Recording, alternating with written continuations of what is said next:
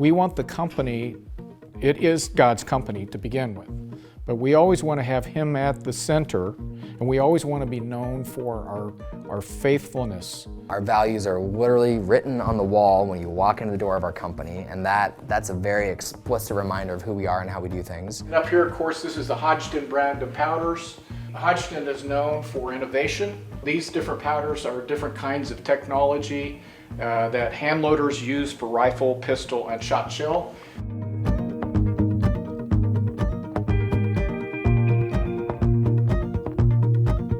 The business was started by my great-grandfather and grandmother, Bruce and Amy Hodgdon, back in the 1940s. I grew up in the business day to day. My dad worked here, my grandfather worked here. Right here is my dad on the right here, Bob Hodgdon, and my uncle J.B.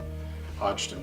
This is my grandfather, Bruce Hodgdon, the founder of the company, and my grandmother, Amy. He started it with a $1,500 loan from his life insurance policy. No bank would loan it to him. November 26, 1947, and in January of 1948, he paid it off. He was selling gunpowder by mail order, and so he really hit a niche with this surplus powder that he had on the market. This is when we first started selling powder.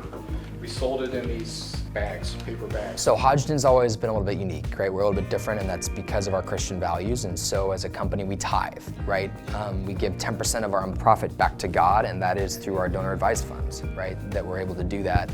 On top of that, we give another 10% back to our employees to take care of the people that work for us and with us every single day.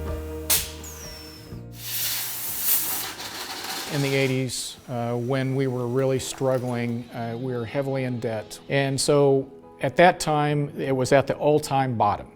And so at that time, I went into my own career in radio.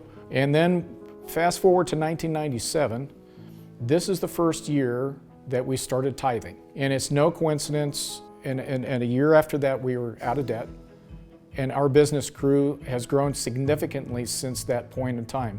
So in 1997, we thought we'd sell 2,000 to 6,000, 8,000, but we sold 20 million. So as God's hand is not at work there, what is? And I think much more practically, as Christians, we look for opportunities to walk out our faith in the world, and I think generosity is the primary way that I like to do that, and the primary way I've been exposed to it, right? I remember, I could tell you all these stories about my grandpa leaving a $200 tip at dinner, all the way down to my dad taking me on a missions trip to see parts of the third world that I would never be exposed to, and kind of see our donor advised funds, see our relationships, see ministries at work. When Joel was getting started in his career, my dream has always been for him to join the company, to carry on the family legacy, the family culture, the tithing part, the profit sharing part.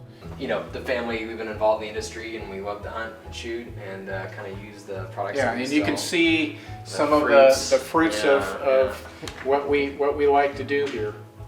From my dad and my granddad, to have Joel join our company knowing all of this, it is a great pleasure to have the next generation in, and I'm hopeful to see my grandkids here someday. As a kid growing up, you gain those values seeing them in action, right? Talk is cheap. I think you need to see your family act out those values, treating people like we want to be treated, being generous, reflecting that people are more important than dollars. Well, out of that tithing, the company obviously tithes, and those monies flow into our signatory donor advised fund. And so we review different grant requests, and then we'll come back the following meeting and do a presentation. We pray over it, and then we vote on those, and that's how we award those grants. I think our DAF helps our family be disciplined, and we know it's part of our vision, it's part of our mission statement, it's in the bylaws of our company, and then in my family personally, that hey, no matter what, we're giving. It doesn't matter good year, bad year, so that 10%, it's going back to God, it's sitting there, and I think that discipline helps you avoid some temptation, just because you get in a habit and a routine, and this is what you do, right? You're generous, you give. It's really about more than 10%, right? It's not just a number, it's your heart. You want to give out of your heart, you want to be joyful about it. I have to be faithful. We need to be faithful with what we give, because God is watching us. We're just here temporarily. We are managing what He's giving to us. Growing up in a family that was generous and gave, I gained so much from that, and that's something I want for my kids, right? And to give them a chance to see what that faith looks when it's walked out through generosity and through giving. We need to make sure that the next generations understand that stewardship and that asset that we have. It's a vehicle to give to the kingdom in generosity. That's what we want to be known for in the future generations.